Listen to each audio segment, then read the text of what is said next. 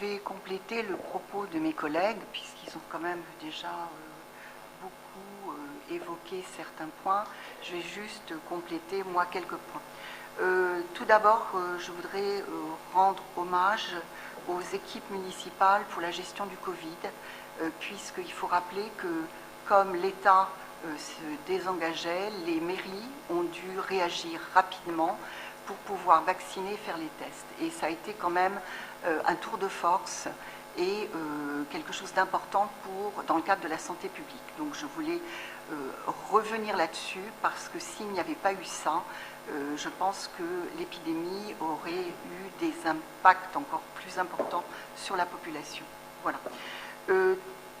Aussi souligner l'effort qui a été fait au niveau des budgets municipaux pour soutenir les commerçants et la culture dans des moments très difficiles, puisque à cause du Covid, il y a eu un arrêt d'activité et évidemment des reprises qui ont permis à des structures de tenir le coup, puisqu'il y avait des subventions. Donc ça, il faut le souligner.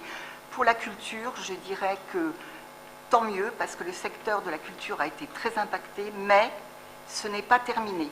On voit très bien qu'au niveau des fréquentations des salles de spectacle, du cinéma, les gens ne sont pas complètement revenus. Il y a moins 30% de fréquentation et ça pose une problématique pour encore l'avenir. Voilà. Par rapport à maintenant une politique générale de la circulation, on a évoqué les circulations douces, le vélo, etc. Mais je trouve que de temps en temps, quand des projets d'urbanisme se mettent en place, il faudrait peut-être un peu plus anticiper le fait que les voitures électriques vont aussi être très présentes dans notre environnement. Qui dit voiture électrique dit pouvoir recharger sa voiture. Je vous donne un exemple de manque d'anticipation sur ce plan.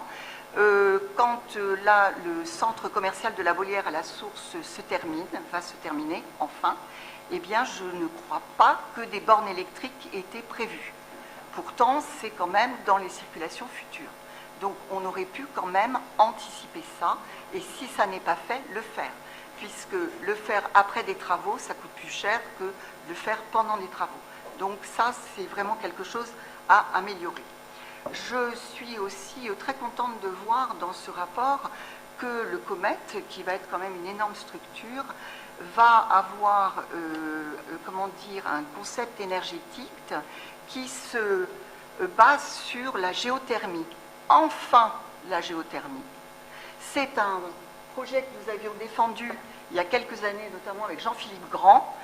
Bien sûr, il y a la biomasse qui a été installée en chauffage urbain, mais la biomasse, c'est quoi? C'est du bois, bien sûr, qui est brûlé, et avec le coût de l'énergie, enfin surtout de tout ce qui donc alimente le chauffage urbain, l'explosion des prix du pétrole, le gaz, etc., le bois aussi est en train de s'envoler. Voilà. Et il y a aussi la gestion de cette production de bois. On va chercher le bois de plus en plus loin, même dans les pays de l'Est. Et ce bois, pourtant, là, pour les pays de l'Est, ça va être compliqué de le trouver. Donc, pareil, c'est dommage qu'on n'ait pas anticipé, il y a quelques années, qu'on ne nous ait pas écoutés et qu'on n'ait pas choisi plutôt de la géothermie, puisque là, on dit bien, très bien dans le rapport que c'est au sud, donc sur cette place géologique qui permet de faire la géothermie. Et malheureusement, on a raté le coche, je dirais, il y a quelques années pour le chauffage urbain. Voilà. Même si la biomasse améliore les choses, mais la géothermie aurait été encore plus efficace et surtout avec un coût de l'eau qui n'aurait pas bougé, puisque l'eau, on va la chercher dans le sol, juste au-dessous de l'eau chaude. Voilà.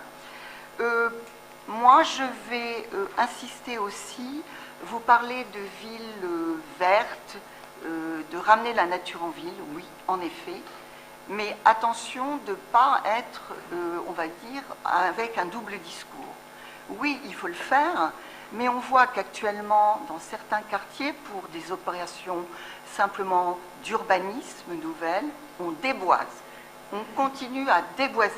Voilà. Alors, bien sûr, je parlais de mon quartier, à la Source, on déboise actuellement, alors qu'on devrait justement stopper tout ça. On a bien vu que cet été, avec les chaleurs que nous avons eues, quand on était dans des quartiers où il y avait des arbres, il y avait de la fraîcheur, il y avait un peu d'humidité qui restait, et l'impact de la température était diminué par ce patrimoine boisé. Actuellement, à la source, quartier de plus de 60 ans, on a des parcelles qui changent de destination. C'était avant des destinations à usage industriel ou activité économique. Ces industries s'en vont. Il y avait pourtant des usines avec, ou des bâtiments, on va dire, de stockage avec des bois autour. On vend ça maintenant, à des promoteurs qui, eux, en fait, rentabilisent les terrains, ils lotissent, et qui dit le maximum de lotissement dit plus d'arbres. D'ailleurs, on le voit dans certains nouveaux quartiers qui ont été construits à la source, où on a loti à outrance et il n'y a plus aucun arbre. Donc stoppons ça. L'urgence climatique nous oblige à nous impliquer et la mairie d'Orléans doit vraiment être ferme et efficace sur ce plan, parce que oui, on peut remettre de la verdure en ville à certains endroits, mais c'est complètement anachronique, je vais dire, de déboiser dans certains autres endroits. Voilà. Je vous rappelle d'ailleurs qu'au sud de la source, il va y avoir un problème qui va se poser, puisque le conseil départemental a vendu finalement ces terrains à des promoteurs dans la zone de Limer, et que évidemment on va artificialiser les sols, on va bétonner et on va donc enlever le patrimoine boisé. Et c'est vraiment dommage. Je voudrais venir, alors aussi, je m'adresse à M. Imbaud, toujours, par rapport aux arbres dans les parcelles privées, il y a pareil, peut-être un manque d'information des citoyens. On continue aussi à élaguer, à abattre des arbres sans aucune raison, parce que simplement ils perdent leurs feuilles. Donc il faut vraiment avoir une politique volontaire d'information, bien qu'il y ait malgré tout un vide juridique pour empêcher, à mon avis, ces catastrophes. J'espère que dans ce que vous engagerez en 2023, puisqu'on parlait des abeilles, je vais en parler, j'en avais parlé l'année dernière, il y aura une politique de communication sur la problématique du frelon asiatique. Certaines villes l'ont déjà fait, c'est-à-dire faire une communication auprès des habitants, auprès des associations, même par rapport aux agents municipaux, puisqu'il est possible de piéger ces frelons qui, en fait, détruisent des ruches entières. Et ils sont de plus en plus présents, et d'ailleurs, ils peuvent être dangereux aussi pour les populations humaines. Je voudrais revenir aussi à la gestion des déchets. Oui, recycler les déchets, donc au maximum, les utiliser, les réutiliser et tout. Mais pareil, sensibiliser les populations. On a actuellement, alors je vais revenir sur mon quartier, évidemment, à la source, des gens qui se plaignent. D'ailleurs, il y a eu beaucoup de plaintes qui sont remontées au niveau de la CNL, la Confédération nationale du logement, sur des déchets, des dépôts de déchets alimentaires sauvages, du pain, etc. Ce qui fait qu'il y a des rats maintenant qui se promènent, et même avec des cas de morsure. Donc ça, c'est quand même un problème de santé publique. Donc là, il faudrait vraiment faire quelque chose, refaire de la sensibilisation, refaire des campagnes de communication auprès des habitants, auprès des bailleurs sociaux. Je voudrais aussi revenir, pour terminer, M. Montillo, sur la santé, puisque vous en parlez.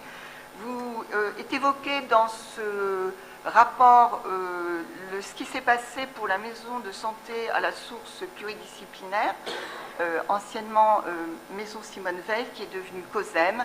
Je suis désolée, mais le fonctionnement du COSEM n'est absolument pas satisfaisant. Il y a beaucoup de personnes qui ne trouvent toujours pas de médecin, et le fait que cette maison de santé pluridisciplinaire ait été, on va dire, cédée à une structure privée n'a vraiment pas permis de répondre, aux besoins des personnes de santé, notamment dans le quartier. Voilà, merci.